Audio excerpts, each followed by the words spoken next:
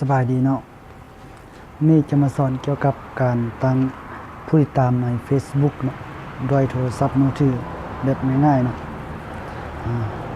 เอามาเริ่มกันเลยทำให้เราเข้าไปที่ Facebook ของเราเนาะอันนี้จะเป็น Facebook ที่ข้าพเจ้าตั้งมาเนาะFacebook ข้าพเจ้าเนาะมันจะบ่เห็นผู้ติดตามเนาะจะบ่เห็นนะจะบ่มีผู้ติดตามเนาะ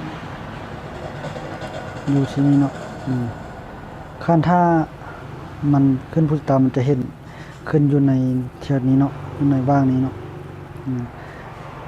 เอามาเริ่มกันเลยวิธีการทำยิดให้เราเข้ามาที่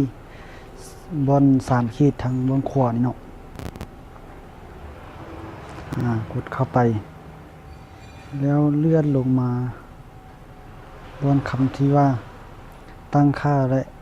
ความเป็นส่วนตัวเนาะคลิกเข้าไป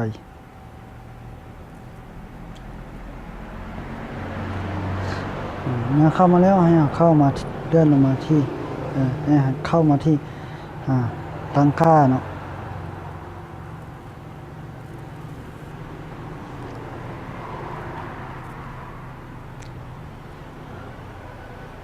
ให้เอาเลื่อนมาบ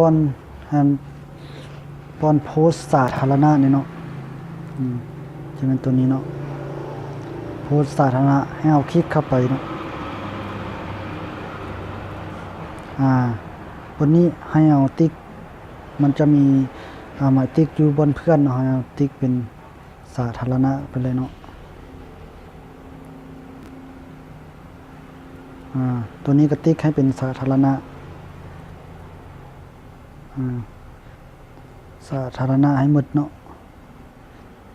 อย่างตัวนี้ให้ติ๊กเป็นสาธารณะก็เลื่อนลงมาเนาะให้เป็นสาธารณะให้หมดตัวนี้เปิดเมนเนาะตัวนี้ก็สาธารณะอันนี้ก็สาธารณะ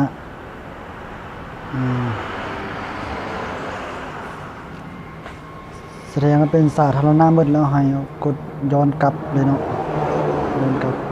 แล้วเข้ามาที่โปรไฟล์ส่วนตัวของเรามันกลับมาหน้านี้แล้วให้เรามาติ๊กบนว่าแก้ไขโปรไฟล์เนาะติ๊กเข้าไปเลย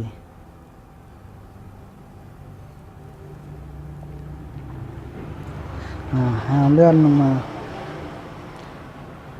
บนที่แก้ไขรายละเอียดเนาะ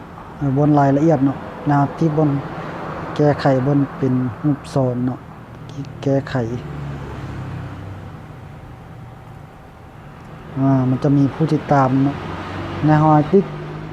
ให้เป็นหมายชื่ออย่างนี้เนาะให้มันเป็นหมายชื่อแบบนี้เนาะแล้วก็ก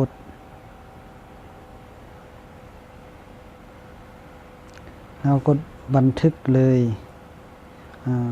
เอาเบิ้งกันเนาะนี่มันจะเห็นแล้วเนาะว่ามีผู้ติดตามขึ้นในหน้า Facebook ของเราว่ามีผู้ติดตามจากคนแล้วเนาะเพียงเท่านี้เนาะการตามผู้ติดตามแบบง่ายๆ